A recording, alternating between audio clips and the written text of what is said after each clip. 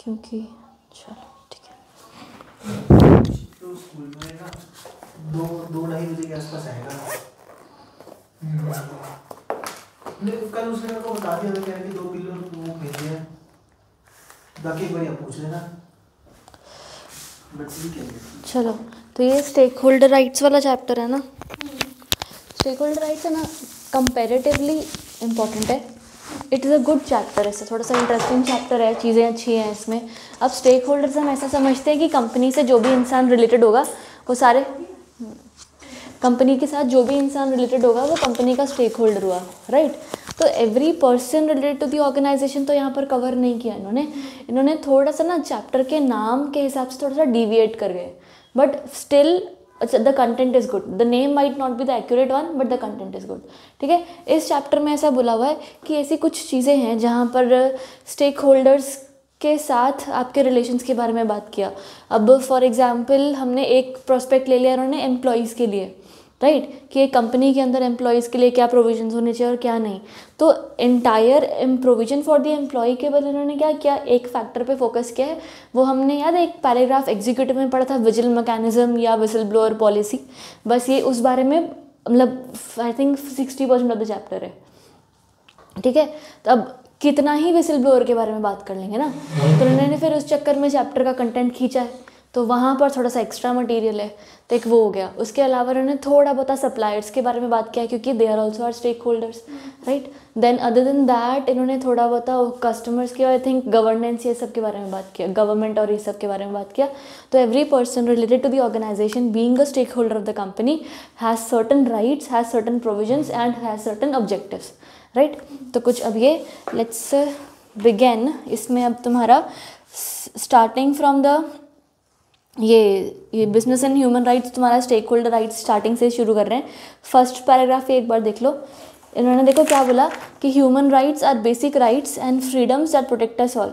They are based on dignity, fairness, equality and respect. Business have a significant impact on the way we live our life and enjoy these human rights, whether it's an employee, a customer, simply living alongside the company that share our cities and towns, right? तो उन्होंने simple क्या बात बोली है आपको कि इन्होंने ना शुरू वही बोलो ना, कंटेंट का नाम, कंटेंट और नाम थोड़ा सा अजीब कर दिया। तो उन्होंने पहली बात किया कि ह्यूमन राइट्स के बारे में। अभी कोई भी इंसान अगर कंपनी के साथ कोई भी तरीके से रिलेटेड है तो उसके पास कुछ राइट्स होंगी। तो हम ऐसा बोलते हैं कि एम्प्लॉयज़ की राइट्स होती हैं और वो एम्प्लॉय को उसकी राइट्स प्रॉपर मिलनी चाहिए, या कोई कस्टमर है या कोई भी स्टेक होल्डर है उसके पास कुछ राइट्स हैं। वो राइट्स एम्प्लॉयज़ को कैसे मिल सकता है कि उसको आप प्रॉपर वेजेस दो, टाइमली लीव्स दो और ये सब। उसके अलावा उन्होंने क्या बोला, सब चीज़ों के ऊपर होता है एक चीज़ और, वो है respect, basic human dignity, basic human decency, ये तो रखनी ही रखनी है। तो थोड़ा सा भावना में बह गए, राइट। तो फर्स्ट तुम्हारे पैराग्राफ में यहीं से शुरू किया बेसिक ह्यूमन राइट्स से। Come to the third, 1 2 3 4th paragraph. Almost all human rights are relevant to business. Business can have an impact both positive and negative on many people, including employee, customer, suppliers and their employees and communities in which the business operates, right? तो इन्होंने बोला कि business का हर तरफ पे impact है. Globally there is increasing expectation among government, business, investors and civil society that businesses operate responsibility and sustainability, and at the heart of this is the respect for human rights, है ना. तो again वही सारी चीज़ें थोड़ा बहुत ये exam point of view पूछ नहीं लेंगे इसमें से कुछ, बट वही हम लोग आंसर राइटिंग के लिए थोड़ा बहुत मार्क करते हैं ना. उसके अलावा 2011 UN guidelines principle on business and human rights बोला were unanimously endorsed by the UN human rights council. इसमें ने ये पिलर्स 1 2 3 मार्क करने हैं. ये human guiding principles operate 3 pillars, framework known as protect, respect, remedy framework which consist of these: the state duty to protect human rights, business responsibility to respect human rights and assess the remedy for victims on business related human rights harm. तो उसको तो पहले तो protect करो, protect करने के अलावा respect करो, और साथ के साथ अगर कहीं की कोई ह्यूमन राइट हैम्पर होती है तो तुम्हें उसको प्रोटेक्ट क्या बोलते हैं, रिलीफ देना पड़ेगा, राइट. हाँ, डन यहाँ तक. उसके अलावा यहाँ पर भी वही सारी बातें ही हुई है. Idea of human right is as simple as it is powerful. People have a right to be treated with dignity. Human rights are inherent in all human being. Nationality, peace, sex, ये सारा कुछ दे दिया. Right. इसके last paragraph में आ जाओ। Beyond these minimum requirements companies can make voluntary positive contributions to support human rights. ठीक है, for example they can create diverse and inclusive workplace, invest in communities and public policy advocacy, engage employees and communities to promote collective action while, ये अच्छा line है, while these type of actions to support human rights are encouraged they do not substitute for nor they do offset respect for human rights. ये आपने आप मतलब इन्होंने क्या बोला, आप दुनिया के एक्शंस कर लो, पर अगर आप बेसिक ह्यूमन की रिस्पेक्ट नहीं करते हैं, एक इंसान को इंसान नहीं समझते हैं, तो आपके कोई भी एक्शंस किसी भी काम के नहीं है, राइट। तो बस ये लोग वही बात कर रहे हैं, थोड़ा सा वही बोल रहे हैं ना, थोड़ा इमोशन हो गया इनको। तो आपने भले कोई भी एक्शन ले लिया, but they do not substitute nor offset the respect for human rights, right. अब आए ये लोग चैप्टर पे, मुद्दे पे थोड़ा, ठीक है। विजिल मैकेनिज्म आए, गवर्नेंस, ड्रेसल्स और ये सब इस पर आ गए। तो इसमें तुम्हें हल्का फुल्का तो आइडिया है कि विसल ब्लोअर पॉलिसीज़ क्या होती है, कंपनी के अंदर कैसे ये अडॉप्ट किया जाता है एक्सेट्रा। हमने ये चीज़ पहले भी समझी थी, राइट, कि एग्जीक्यूटिव में कि whistle blower policy is a policy wherein an employee if he wants to report a wrongdoing in organisation he should get an opportunity to do so. एक उसको सेफ सिक्योर तरीका मिलना चाहिए जिसकी वजह से वो रिपोर्ट कर पाए।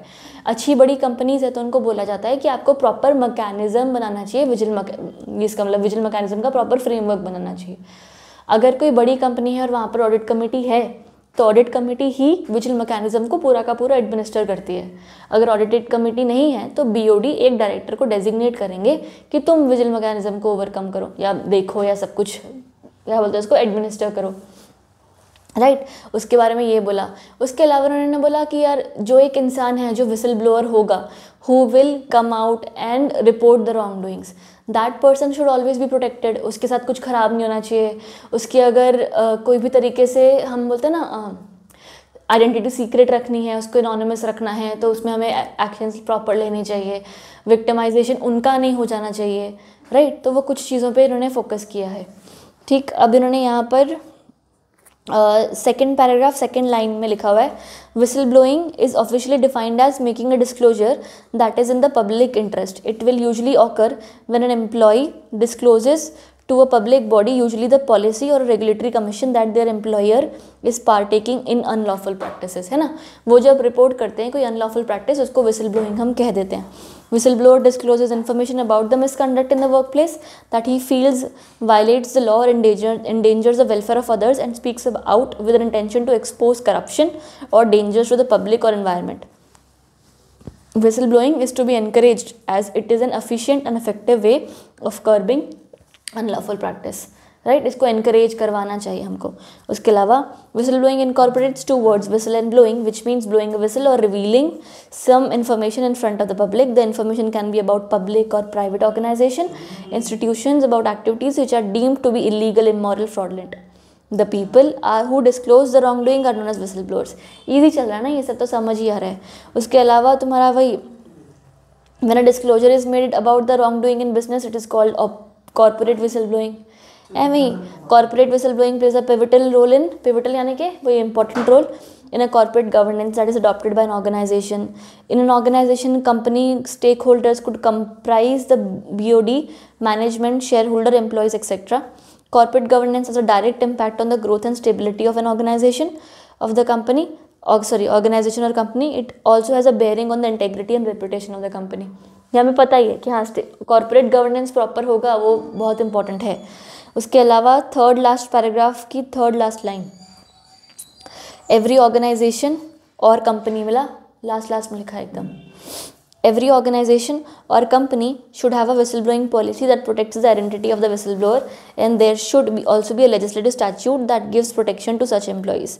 Furthermore, by adopting an efficacious whistleblowing structure, an organization or a company can ensure to dissuade employees from indulging in unlawful activities. Dissuade मतलब उनको discourage करना, कि उनको मना करेंगे कि तुम unlawful practice में नहीं घुसेंगे ज़्यादा। उसके अलावा इसी पैराग्राफ में लास्ट में, an efficient whistle blowing structure would also enable the whistle blower to expose any kind of wrong doing without any fear, right, easy. Then you have again meaning.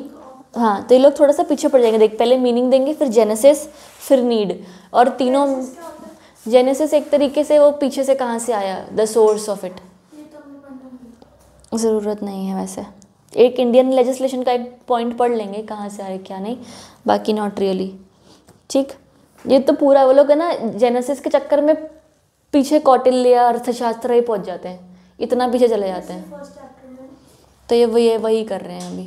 First chapter में जो UK Japan वगैरह वो important तो नहीं ना, वो तो छोड़ दिए।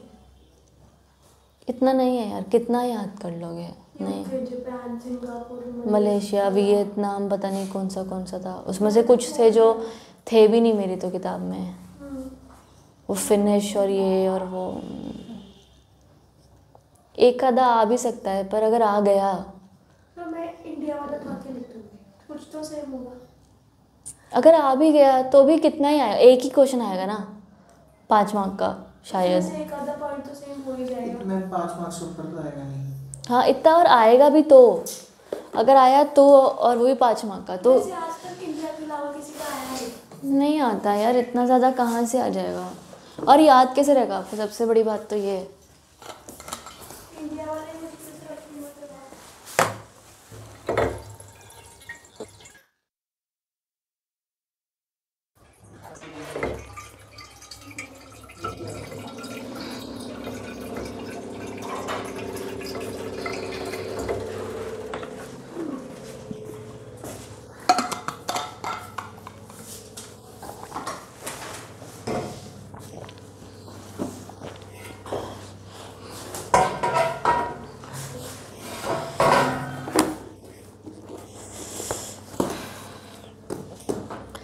ठीक, अब मीनिंग है vigil mechanism whistle blower policy पर सेकंड पैराग्राफ या सेकंड वही द पर्पस वाला, मतलब द पर्पस ऑफ मीनिंग में second paragraph, the purpose of whistle blowing is to expose secret and whistle blowing wrongful activities by those in power to enable reforms, right? उसके अलावा similar लिखा हुआ है सारा। Whistle blowing could also be understood as a process that reveals any kind of unethical activity, same जो हमने पीछे पढ़ा सेम था।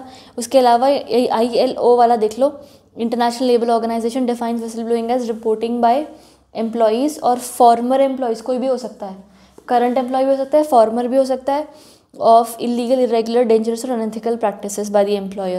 The term vigil means purposeful surveillance to guard and observe.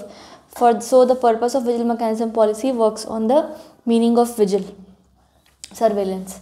उसके अलावा next paragraph, whistle blower policy और vigil mechanism can be understood as a mechanism for the directors and employees of the company to report concerns about unethical behaviour, actual और suspected fraud और violations of the company's code.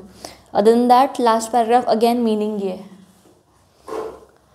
Same है और meaning ही है, पढ़ सकते हो ना ये भी, इसको मार्क करना, लेकिन लास्ट पैराग्राफ में कंटेंट है काफ़ी।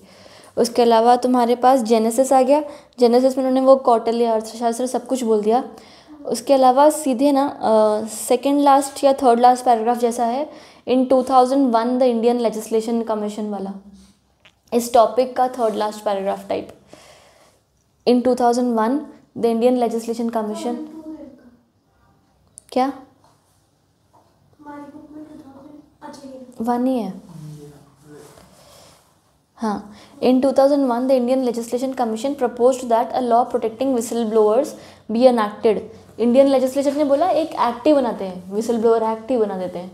तो 2001 में उन्होंने ये मन आया होगा, तो to combat corruption it had also written a bill to address the problem. In the year 2004 the government notified the public interest disclosure and prevention of informers resolution, इतना लंबा एक्ट बनाया। And in response to this resolution the central vigilance commission was established only to protect the government employees.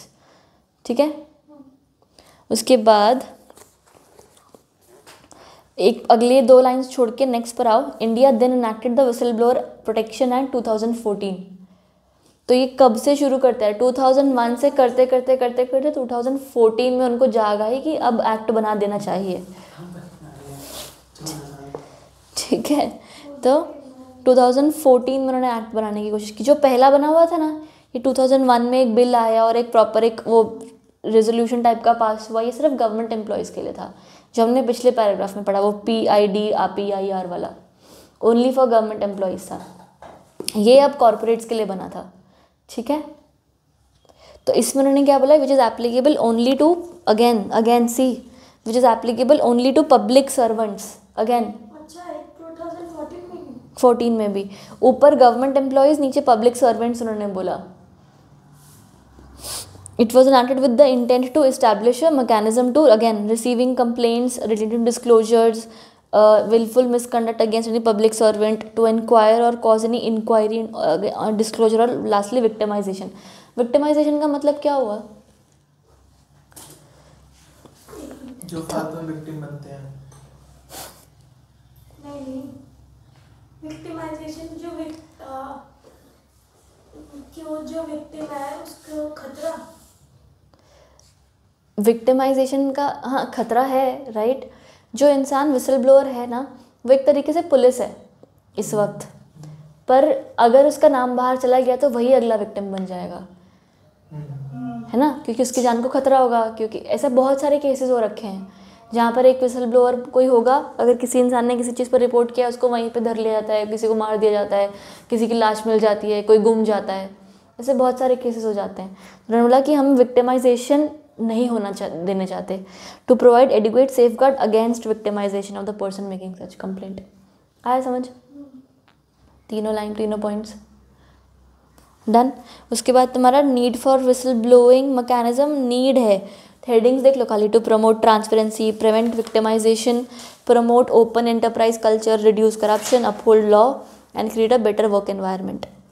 बढ़िया। Next you have types. Types में अभी उन्होंने बोला पहला internal, और अब है ना ये एक तरीके से वैसे है, थोड़े से ग्रुप जैसे हैं। पहला इंटरनल और एक्सटर्नल। इंटरनल मतलब क्या, जो एक इंसान अगर कंपनी के अंदर ही कुछ खराब हो रहा है ना और उसके बारे में जब रिपोर्ट कर रहा है तो वो इंटरनल, ठीक है। एक्सटर्नल रिपोर्टिंग, यहाँ पर देखो अंडरस्टैंड द पॉइंट, कोई चीज़ कहीं पर अलग लिखी है, कोई चीज़ अलग लिखी है। हम इंटरनल और एक्सटर्नल में फ़र्क पता है किस पे देख रहे हैं, कि कहाँ पर वो कंप्लेन कर रहा है। अगर वो कंपनी के अंदर कंप्लेन कर रहा है तो इंटरनल, अगर कंपनी के अंदर के बारे में कंप्लेन बाहर कर रहा है तो एक्सटर्नल। आया पॉइंट समझ?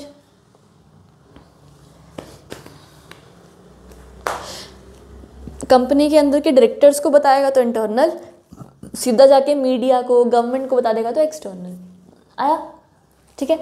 उसके अलावा तुम्हारा शायद अगला एलुमनाई है, तो फॉर्मर वाला हुआ, कोई फॉर्मर एम्प्लॉई अगर है, यहाँ पर अब फ़र्क कहाँ बता रहा है, कहाँ नहीं, कौन बता रहा है वो हो गया कि अगर एलुमनाई है, अगर एलुमनाई है, फॉर्मर एम्प्लॉई है, वो और विसल ब्लोइंग कर रहा है तो टाइप ऑफ विसल ब्लोइंग में, टाइप ऑफ विसल ब्लोअर में एलुमनाई विसल ब्लोअर हो गया ये।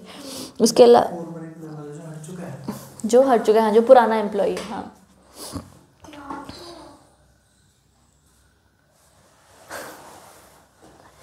इसके अलावा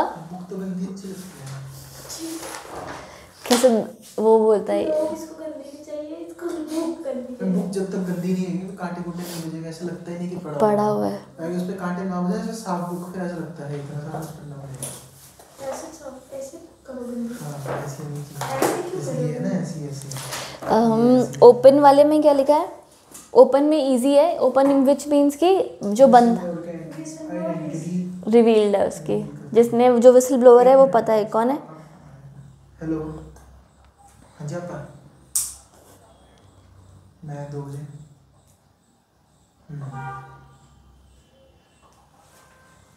कौन सेक्टर? 39 में है, मेरे को 2 बजे है।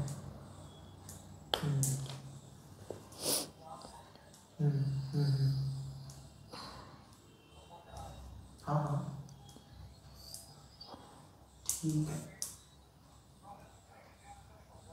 2:45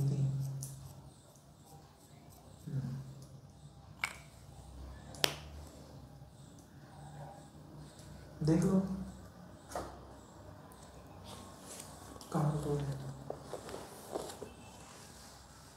चलो ठीक है। 37 ठीक है।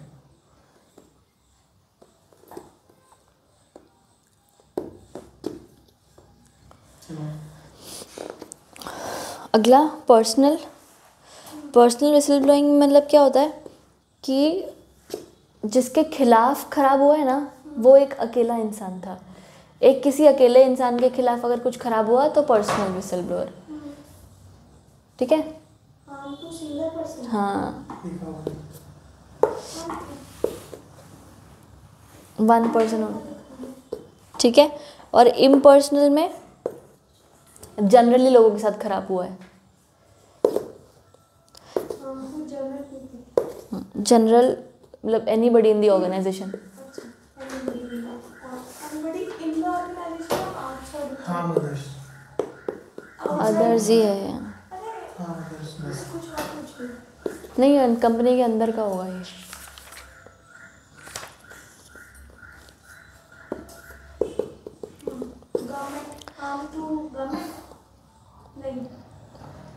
Government, officials. हाँ हाँ हाँ, हार्म बाय गवर्नमेंट ऑफिशियल्स। और उसके बाद कॉरपोरेट में कॉर्पोरेट ऑफिशियल्स। हाँ, इन कॉरपोरेट बस disclosure about wrong doings in the corporation, सही। उसके बाद लेजिस्लेटिव फ्रेमवर्क्स इन इंडिया। चलो विसल ब्लोअर ये प्रोटेक्शन एक्ट 2014 बना था।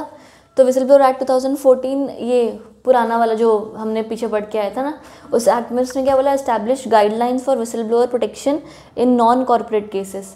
नॉन कॉर्पोरेट केसेस के बारे में आया था, ये पब्लिक था ना फर्स्ट लाइन में, ठीक है। अब जो तुम्हारा 2014 वाला एक्ट था वो नॉन कॉर्पोरेट केसेस के लिए कैसे आया था, उन्होंने क्या बोला कि आपने पीछे ये देखा ना कि वो पब्लिक सर्वेंट्स लिखे थे, तो ये भी नॉन कॉर्पोरेट केसेस के लिए आया था। So under this act central vigil mechanism वो कमीशन एस्टैब्लिश किया, जिस कमीशन को रिस्पॉन्सिबिलिटी दी कि तुम भाई कंप्लेंट रिसीव करो, तुम सारा पब्लिक डिस्क्लोजर का ध्यान रखना, सब कुछ का ध्यान रखो, तुम ध्यान रखो। The law, second paragraph, the law created a legal mechanism to deal with complaints about allegations of corruption, intentional misuse of power और discretion against any public servant and to investigate or to cause an investigation into such allegations, ठीक है। हर एक चीज़ की allegation के लिए उन्होंने ये commission बनाई, आया समझ। उसके बाद it allows anyone including government employees to make general interest disclosures before a competent authority. कोई भी इंसान इंक्लूडिंग अ गवर्नमेंट एम्प्लॉय चाहे तो जाकर रिपोर्ट कर सकता है। It also defines various competent authorities in great detail. It also provides safeguards to conceal the identity and safeguards against victimization of the complainant. The law doesn't allow anonymous complaint, ध्यान दो इसको। Law क्या बोलता है कि तुम anonymous complaint नहीं कर सकते, तुम्हें बताना तो पड़ेगा पर हम जिम्मेदारी लेंगे तुम्हें प्रोटेक्ट करने की, ठीक है। तो and there will be no actions on such complaint. अगर तुम अनोनिमसली कंप्लेंट करते हो तो हम कोई एक्शन नहीं लेंगे। The maximum period for making such complaint है 7 years, लिमिटेशन पीरियड है। जिस दिन तुमको लगा कि कुछ गलत हुआ है उस तारीख से 7 साल के अंदर अंदर कंप्लेन कर दो। और any person who is dissatisfied with the competent authority, commission के से आप खुश नहीं हो तो आप ऊपर अपील करोगे, अपील कर सकते हो हाई कोर्ट को with in 60 days। Any one who reveals the identity of the complainant, जिस बंदे ने रिवील किया उसको जेल हो सकती है। उसके अलावा the act does not apply to secretarial protection group, एक प्रॉपर वो आर्म्ड फोर्सेस का ग्रुप हो जाता है ये सेक्रेटेरियल प्रोटेक्शन ग्रुप। इसमें कुछ पब्लिक ऑफिशियल्स गवर्नमेंट एम्प्लॉयज़ होंगे, उन पे ये एक्ट अप्लाई नहीं होता। उनका वो अलग वो अथॉरिटी बोलते हैं, डिग्निटी वाले बंदे हैं, इनके खिलाफ आप ऐसे कुछ भी एलिगेशन नहीं लगा सकते, ठीक है। डन। मोस्टली आर्म्ड फोर्सेस आते हैं, बाकी तो पूरा नहीं पता मुझे। हाँ।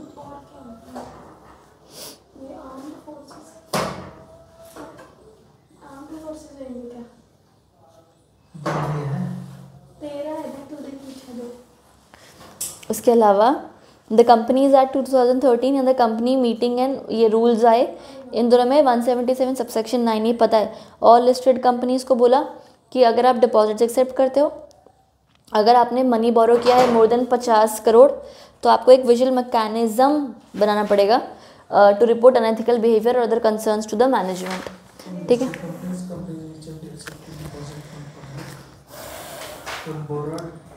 अगर आप लिस्टेड हो और अगर आप लिस्टेड नहीं हो तब भी अगर आपने डिपॉजिट एक्सेप्ट किया है या तो आपने बोरोइंग की है मोर देन 50 करोड़ तो आपको विजिल मैकेनिज्म, कमिटी नहीं mechanism, all listed companies and companies which deposit from company, मतलब बात तो एक ही हो जाए, अगर पब्लिक से एक्सेप्ट कर रहे हैं नीचे में लेकिन लिस्टेड नहीं लिखा है ना कि अगर आप कम लिस्टेड हो तो हो ठीक है, बाकी अगर आप लिस्टेड नहीं हो तो ये वाला होगा। फिर ये दोनों चीज़ें एंड में हो ही नहीं सकती है। रिपोर्ट कर दे इसको, तो गलत है कुछ। कोई नहीं, बार इंटरप्रिटेशन हमें इसकी एंड चेक और भी करनी पड़ती है।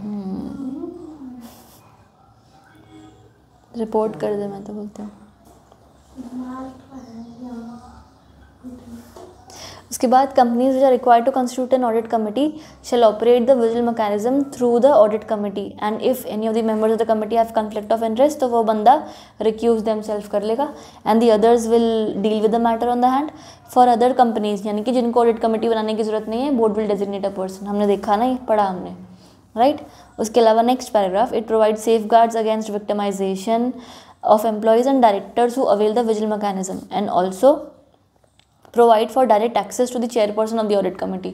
आप चाहो तो सीधे के सीधा ऑडिट कमेटी के चेयरपर्सन से बात कर सकते हो, और the director nominated to play the role of the audit committee as the case may be, right.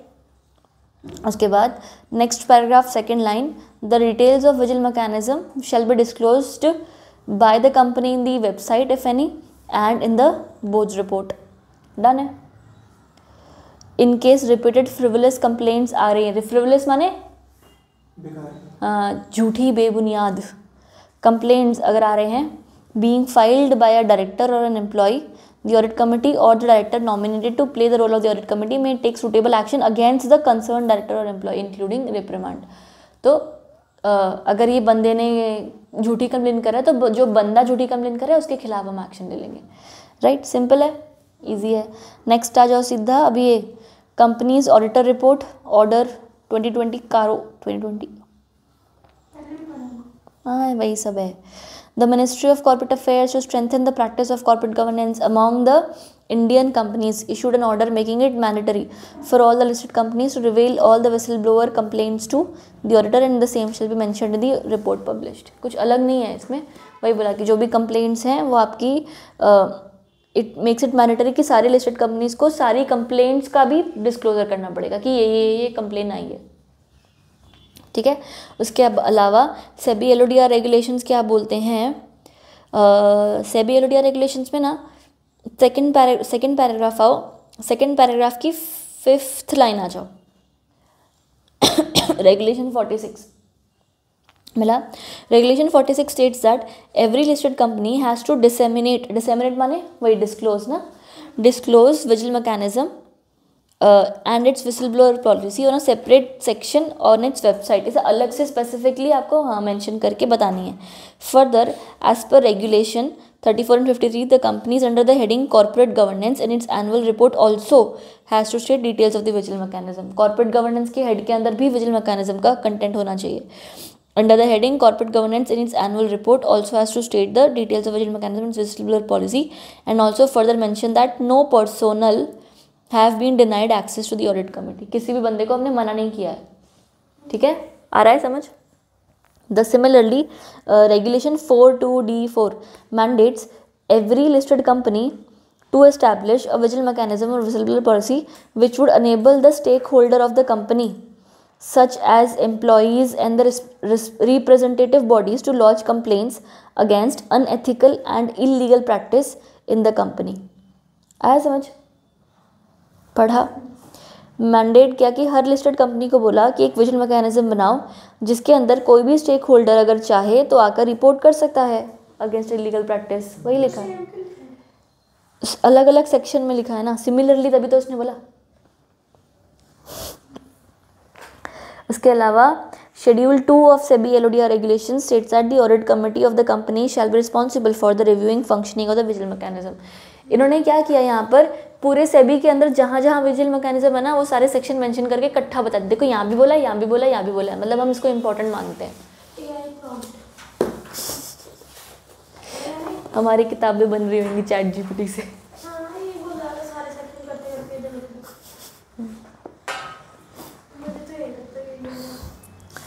चल अब विसल ब्लोइंग इंडिया में तो है, यूनाइटेड स्टेट्स, 386 यूके में करना, कनाडा में करना।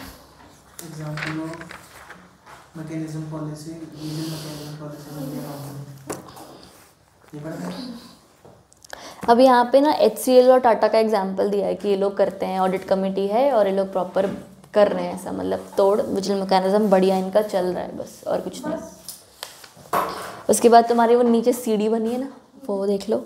इस सीढ़ी को उन्होंने समझाया नहीं, समझाना चाहिए था, या तो भूल गए या तो पता नहीं काम, हाँ नहीं है, इनको ऐसा लगा होगा अरे काम की चीज़ कैसे दे दी ये तो पढ़ लेंगे बच्चे, कुछ ज्ञान ही बच जाएगा। अरे नहीं नहीं ऐसा कैसे हो सकता है, तो मना कर दिया फिर।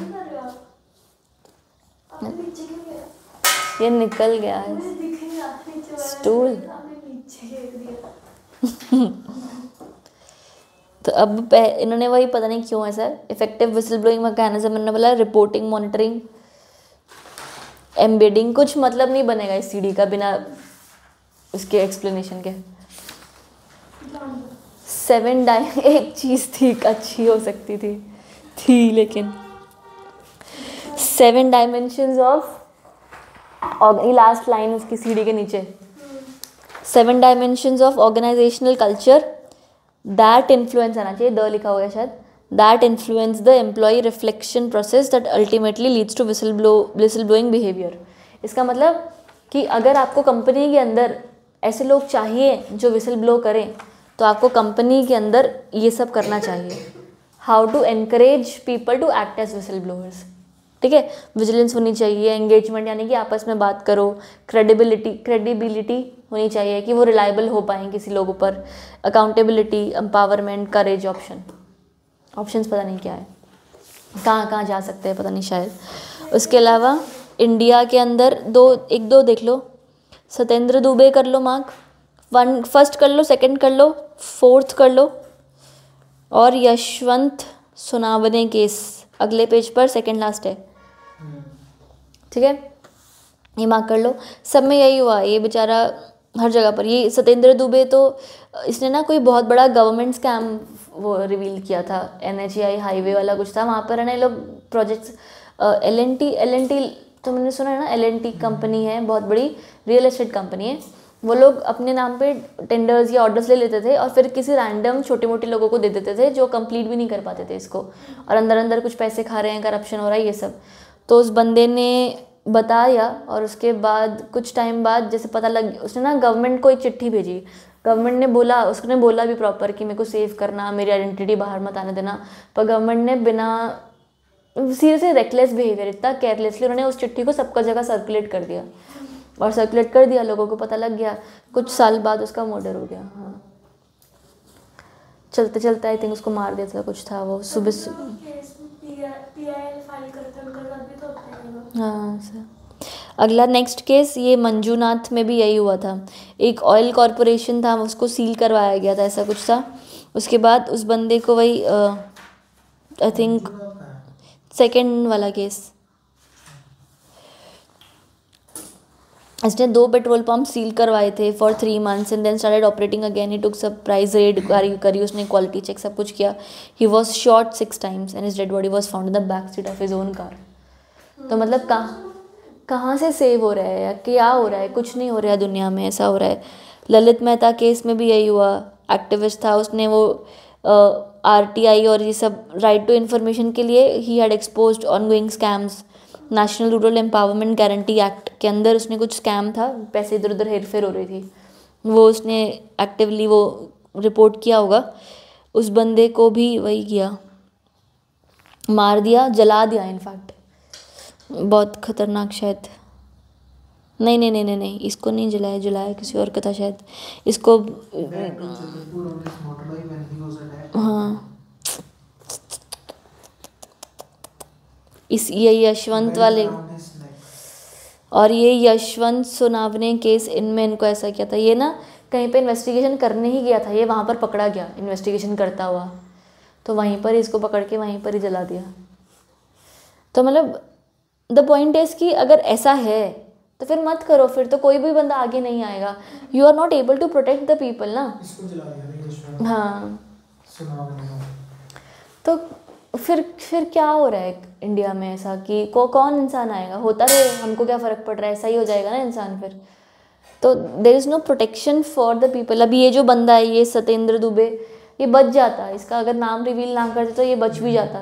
पर how careless can they B ऐसा. तो ये सारी प्रॉब्लम्स हैं इंडिया में और रहेंगी, वो इतनी जल्दी जाने तो वाली है नहीं. उसके अलावा लास्ट वाला केस तो ये वी सशेंद्रन केस, ये CS था बंदा. तो ये बंदा, ये company secretary of Malabar cements limited, अब PSU. In 2007 Shishendra was prime witness in audit report stating that the company registered a loss of 400 crores because of rampant corruption. Later Shishendran was forced to withdraw his allegation. उसको ज़बरदस्ती बोला कि हटा ले अपना जो भी allegations है. In 2010, Shishendra wrote to the Chief Minister of Kerala, Industries Minister and Vigilance Director informing them about the rampant corruption in the loss-making company. He was alleged that the Managing Director Secretary was leaking Vitals company information and he had been found, बहुत ख़राब किया इसके साथ, hanging in his house with his 2 sons 8 and 7 years. तो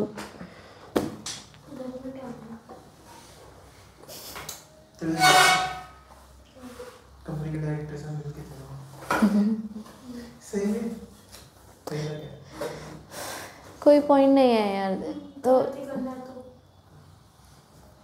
just no point ना. अभी ये बंदे को अगर इसका नाम रिवील बाहर आया होगा ना, इसका नाम बाहर आया तो लोगों ने ऐसा बोल दिया या कंपनी ने ऐसा बोल दिया कि ये कंपनी की सीक्रेट इन्फॉर्मेशन रिवील करता है बाहर. उस तरीके से पहले इसको ख़राब किया, निकाल दिया या वट एवर इसके साथ किया होगा. उसके बाद फिर इसका ये हाल किया. क्या मतलब, what is the end here. तो बहुत ऐसा ख़राब बात है ये कि people who really want a change in the society are not even alive. तो फिर क्या फ़ायदा. चलो, कुछ सब बुरा लगता है ऐसा सोच के और पढ़ के.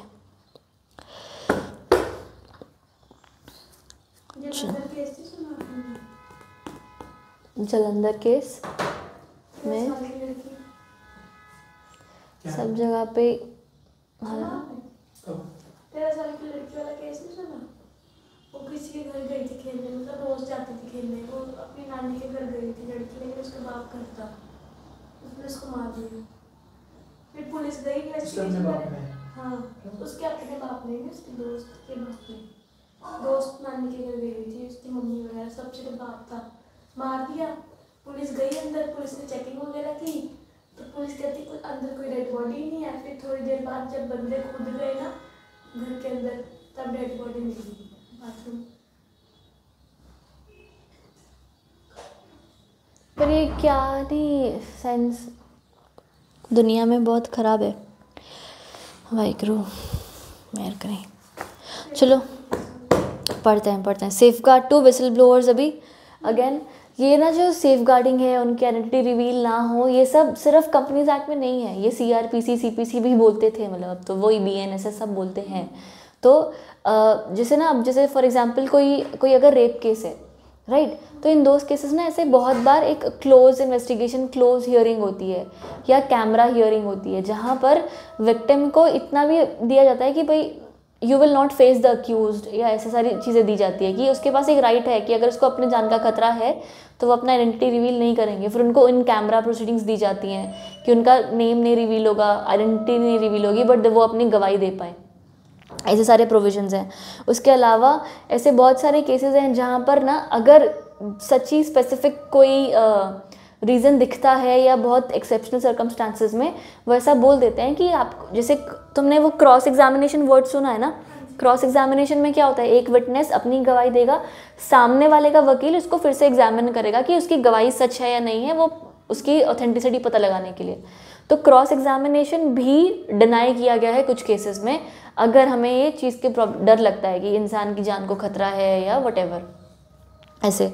तो इन्होंने ना, तो ये चीज़ शुरू से ही चल रही है और इसको और प्रॉपर करना लेकिन ये लोग नहीं कर पा रहे. क्यों? क्योंकि करप्शन इस लेवल पर है कि वो कॉम्बैक्ट ही नहीं हो पा रहा.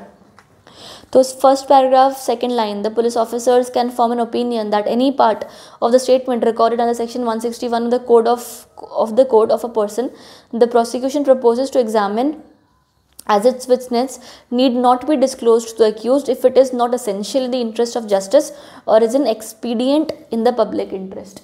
ठीक है, या तो ज़रूरत नहीं है या तो पब्लिक इंटरेस्ट में ज़रूरी है कि उसका नाम ना बताया जाए, तो CRPC भी अलाउ करता था. उसके अलावा second paragraph second line, in certain exceptional circumstances मिला, an accused may be denied his right to cross examine a person witness in open court. Right, the concerned person or witness may be the whistleblower whose identity can be concealed by the court in the interest of justice. Right? उसके अलावा इसी paragraph में last third line, 154th report of law commission particularly noted necessary confidence has to be created in the minds of the witnesses that they would be protected from the wrath of the accused in any eventuality. उनको safe guard करना ज़रूरी है, उनके मन में वो confidence होना चाहिए कि वो उसके कहर से, रात मतलब वो इसके कहर से बच जाएंगे.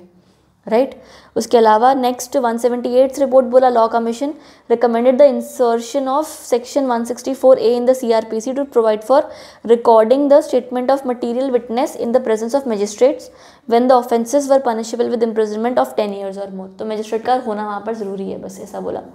उसके अलावा तो नहीं, ठीक है, बस इतना समझ में. तो ये 3-4 पॉइंट्स है इस वाले टॉपिक के अंदर काम के. Then you have judicial responses. Judicial responses में ये ना सेकेंड लाइन में केस था कि ना ये Gurbachan Singh versus state of Bombay सुना होगा उसमें, JIGL में. ठीक है, इस केस में ना वो हुआ था कि ये बंदा था पर्सन इन, ये विटनेस था गुरबचन सिंह. इस बंदे ने ना बोला था कि मेरे को क्रॉस एग्जामिनेशन के अंदर वो अक्यूज्ड के सामने नहीं आना है, ऐसा कुछ था. तो इसको अलाउ किया गया था कि if you think it is in public interest और तेरे लाइफ को प्रॉब्लम है तो ऐसा कर सकते हैं हम. तो in the supreme in Gurbachan Singh versus state of Bombay upheld a provision of the Bombay police act that denied permission to a detenu मतलब अ पर्सन इन कस्टडी. ठीक है, to cross examine the witness who had deposed against him. जिस बंदे ने उसके खिलाफ गवाही दी थी ना, उसको क्रॉस एग्जामिन करने के लिए मना, क्योंकि वो पता है ना, भी डर लगता है वो बंदा कल को छूट गया तो इसको मार देगा.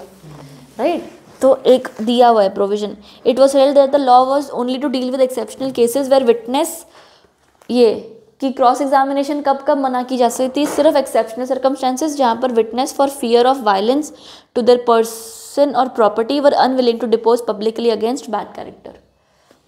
ठीक है, उसके खिलाफ बोलने का वो लोग हिम्मत नहीं रख पा रहे हैं क्योंकि उनको डर लग रहा है. राइट, उसके अलावा ये सारे केसेस हैं वापस से. हाँ, तुम्हारा ये तो जुडिशियल रिस्पॉन्स के में तुम्हारा फर्स्ट पैराग्राफ तुमने पढ़ा, सेकंड थर्ड भी मार्क कर लो, ये दोनों भी तुमने पढ़े हैं.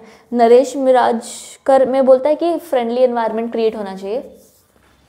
अगले में बोलता है RK Roy versus Union of India में कि it is not necessary to, वो जो मैं तुमने नहीं बोल रही थी कि कैमरा वाली प्रोसीडिंग की जा सकती हैं, तो ये वही है कि need to protect the identity of the informant. The Supreme Court held that disclosure of the identity of the informant में about the very process of preventive detention because no one will be willing to come forward to give information if his identity is disclosed, which may have to be done under the stress of cross examination. तो डर तो है ही इस बात का कि अगर पता लग गया तो प्रॉब्लम होगी. उसके अलावा तुम्हारे पास है, ठीक है, मना करा कि प्रिवेंटिव डिटेंशन कर, ये बोल रहे हैं कि प्रिवेंटिव डिटेंशन करना. नहीं, प्रिवेंटिव डिटेंशन क्यों करते हैं कि पता होता है कि बंदा कुछ गलत कर, तो उसको पहले ही पकड़ लेते हैं. फिर अगर उसके खिलाफ किसी को गवाही देने बुला दिया, ठीक है, फिर प्रिवेंटिव डिटेंशन का फ़ायदा ही नहीं रहेगा ना. फिर तो उसको पता लग ही जाएगा कि इसने गवाही दी है मेरे खिलाफ, तो जाके कुछ कर देगा उसको. प्रिवेंटिव डिटेंशन था ही, द रीज़न वॉज कि वो कुछ खराब ना करे. राइट, तो होता है फिर प्रिवेंटिव डिटेंशन का कोई फ़ायदा ही नहीं रह जाएगा. तो अगर हम ऐसे केसेस में क्रॉस एग्जामिनेशन मना करते हैं तो उसका सही रीज़न है मना करने का, हम कुछ नहीं कर सकते इस चीज़ को लेके, ऐसा है. बाकी ये केसेस ही हैं, एक आधा तो तुम्हें कोई और पढ़ना है तो ठीक है, बाकी तुम सेकंड लास्ट पैराग्राफ पर आ जाओ. Third, it is clear that so long as the accused and और his pleader are present when evidence is recorded by video conferencing, that evidence is recorded in the presence of the accused and would thus fully meet the requirements of section छोड़ दो, requirements of law कर लेना यहाँ पे. आ गया समझ? बाकी ये वे फॉरवर्ड को तो रीड मार्क कर लो।